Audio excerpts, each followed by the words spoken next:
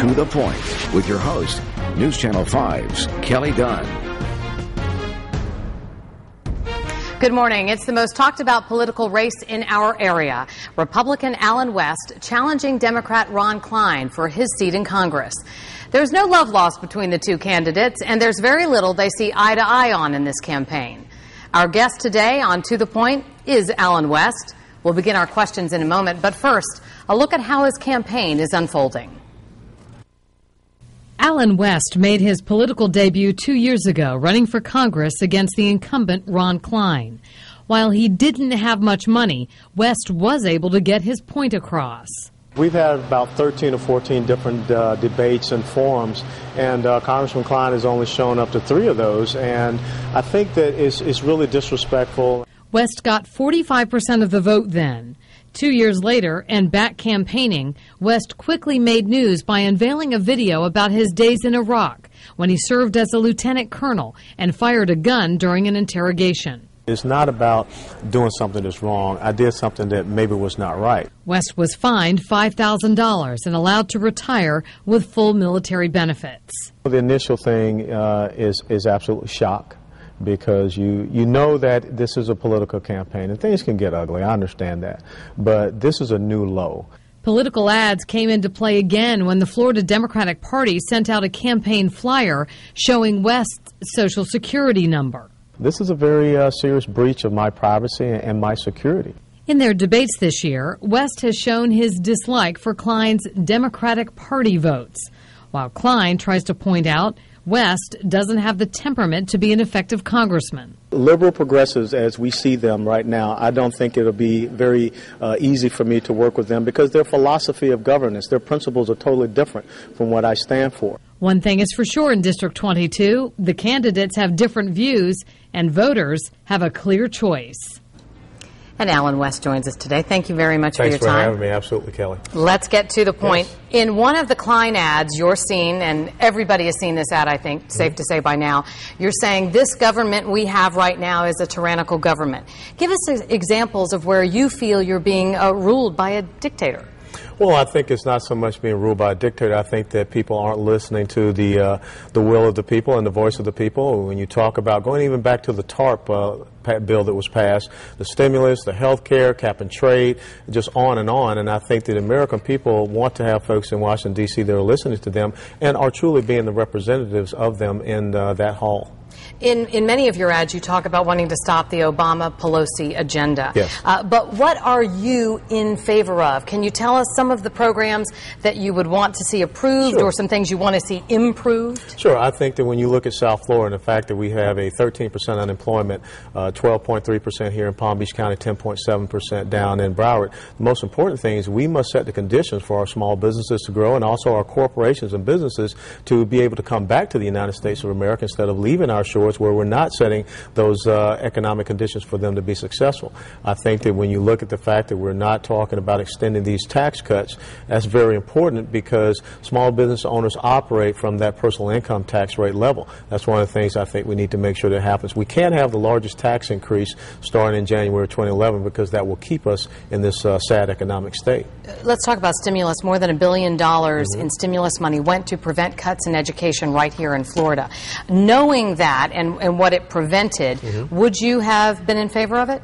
Well, I think one of the things with the stimulus packages, I go back and look at Japan, and when they tried 8 to 9 stimulus packages, and it kept them in the economic recession. I think one of the key things about education, if we want to talk about that, education should be local, and we should be pushing the funds and the money down here. We got to make sure that the funds for education don't go to the bureaucracies of education, but get into the classrooms. I taught for a year high school at Deerfield Beach when I first retired, and you don't see the money get into the classroom that enable teachers, and we got to make sure that teachers are properly paid, and we got to give them those type of incentives. But don't you agree it saved teachers' jobs? Well, it saved teachers' jobs temporarily, because if you listen, down in Broward County, they're already talking about not being able to have bonuses and not being able to extend it. So we can't continue to, as I say, put a Band-Aid over a sucking chest wound. You do not live in the congressional district in which you are running. It is not required by law, certainly. Why didn't you run in the district in which you live? Well, I think, people came to me and said that this would be a good district for me to run in. And when I retired down here in 2004, I didn't retire down here looking to be a congressman. My wife, who is the daughter of a full military retiree and married a military retiree, I turned to her and said, where do you want to go and where do you want to live? And so if you look at where I live in Plantation, and Plantation does have precincts of Congressional District 22, I'm probably 2 miles, as the crow flies outside. So I think it's very interesting that no one made a stink about this when Robert Wexler was living in Maryland. So there's a little bit of... Well, they did make a stink about it. Not a big stink. It's a little bit of a hypocrisy going on here, but I think that I can represent the people very well of Congressional District 22. You ran in this race 2 years ago. Absolutely. How have you changed since then, and how have your views changed in that time? Well, I think it's the same, conservative principles and values. I think that people are starting to not so much concerned about the parties, because the parties are starting to look like opposing wings of the same bird. But it is the principles of how do you see government interacting with the individual and the society and setting the conditions for their success. So the biggest thing for me is time, because I came out of Afghanistan in November of 2007, and really it was probably about an 8-month campaign. People don't know you very well. $583,000, but we still finished up with 45.3%. The political atmosphere has really changed in the United States of America, and we've had more time to build upon the success of 2008. And of course, now we have gone over $5 million raised, and that has helped us to be a whole lot more competitive. Detail some of the biggest needs you think are of your constituents in District 22. What do you have to, if you're elected, hit the ground running and do right away when if you become a member of Congress? I kind of bring this down to two overarching themes. It's fiscal security and physical security. I think that we've got to make sure that we are setting the conditions for our small businesses and also for our corporations and business to grow. This morning we had a breakfast down with the marine industry of South Florida, the Marina Mile Association in Fort Lauderdale. And they have gone from 20,000 jobs down to, I think, 12,000 jobs. And that's not the way that we're going to be able to build that industry, which is the second biggest in the world. So I think that's one of the key things, is setting those conditions. But as you and I talked about off camera, we've got to make sure that the United States of America and our citizens are protected and safe, because right now the world is a forest full of wolves. And we've got to make sure that we have people that understand the security situation in the world, so we can keep our people protected, because no matter how prosperous you make the American people, they have to be safe.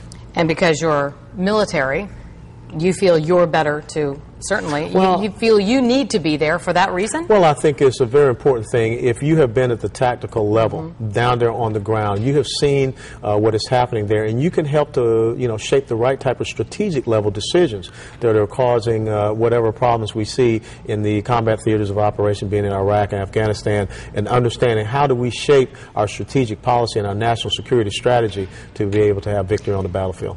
If you win and Republicans are not in the majority in Congress, you'll certainly have to make some concessions to get things done. Yes. What would you be willing to concede on to then help your constituents? Well, I think it's very important that bipartisanship does not mean that you sacrifice your principles, and I think that's what you've seen so much in Washington, D.C.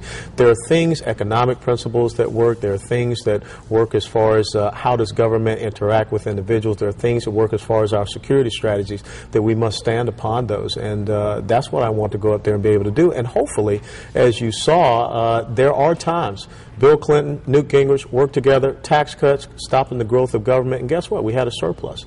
So I think we need to be able to bring those ideas which are best for the American people. Something that's been in the news of late is the Outlaws. The Outlaw Motorcycle Gang has come up in your campaign. Have you ridden with the Outlaws? Have you spoken before them? Have you disavowed them? No, I haven't. I've never ridden with the Outlaws. Really, this is one word is nuts, because I've been riding motorcycles since 1985, and this is not an issue here. And I think it comes back to a theme of this race.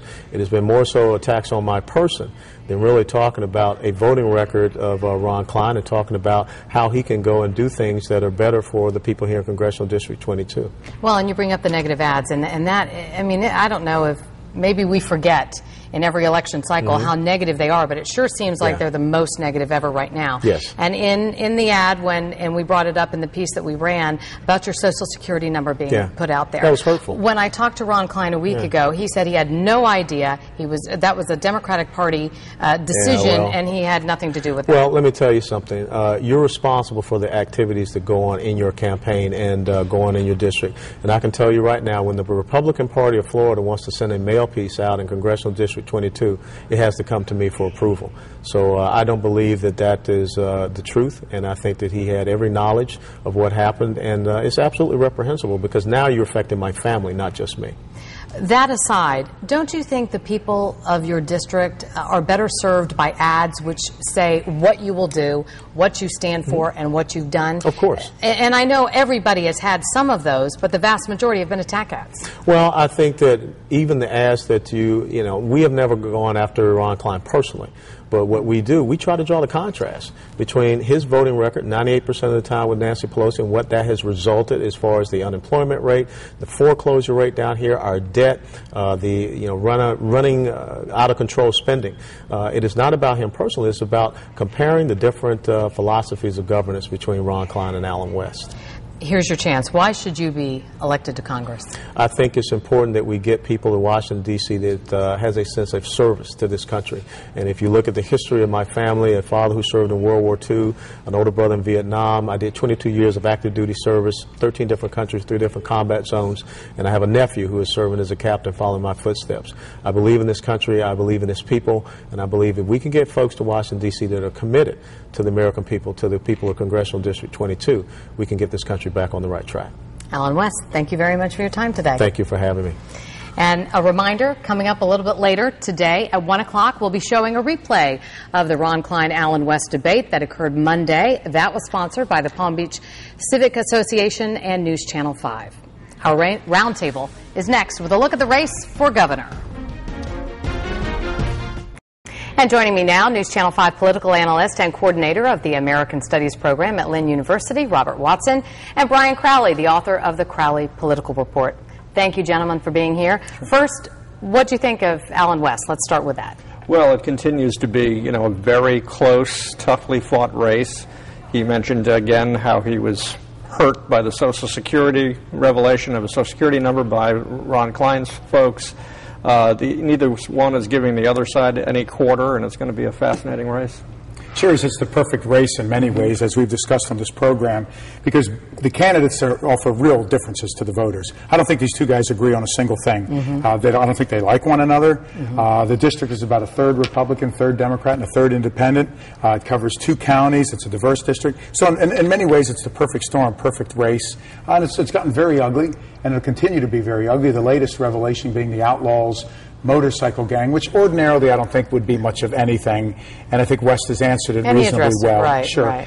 The reason we're seeing it is because there's been a number of questions about his potential temperament, his personal finances, the discharging of his weapon in the war. There's been a number of those little issues. That's the only reason this has really come up. But you pile up enough little things, eventually it gets a bit bigger. It's a tight race, though. Yeah, it sure Absolutely. is. And he's handled those questions Speaking of well. candidates who don't like each other, let's talk about the debate between Alex Zink and Rick Scott, held down in Davie earlier this week between the two candidates. Here's a bit of what happened. You're proposing significant, you have big promises. What is the number that you're proposing? Because we're walking into a $2+ billion deficit. All right, we know we have to save money. Obama math doesn't work here. I mean, you can't reduce it by say I'm going to save $700 million, and then you're going to spend $12.5 billion. What is the number, and what tax will you increase? I have to respond to that. I will allow you to keep rebutting each other. 30 seconds, please. I don't know what Obama math is. What I do know is that I was a 4.0 math major at Wake Forest University, and I know how to add numbers. One of the lighter moments during the debate, certainly. And, how do you think they came across, these two? Well, I don't think either one of them came across as a potentially inspiring leader. I mean, you were there, you were asking the questions. We talked a bit before we went on the air, and I think the reaction from a lot of the crowd you saw was that neither one of them hit a home run in this debate. You know, they stuck to their talking points. They got in a couple of zingers, but I don't think anybody left saying, golly shucks, Florida is going to be in good hands with either one of these people. Yeah, I'm happy to say I stayed awake during the debate. It was a snoozer. That's what Brian said too. Dull and duller, to borrow the old movie line. But I thought the moderation was very good. Well, I don't think that the debate moved anybody over into their column. I don't think anybody that was undecided, and there's still, at 12, 15% or something, depending on the poll, undecided. I don't think it moved anyone over. But what I think it did do, the folks that supported Rick Scott, they heard what they wanted, they heard what they were expecting, they're solidly in that camp. Folks that support Sink, they heard what they wanted, heard what they expected. I think it just solidified their base. I don't think they're moving anyone, which is where they need to go over the next couple of days, because this thing is so tight, looking at the polls, and there still is a good percentage of folks who are undecided.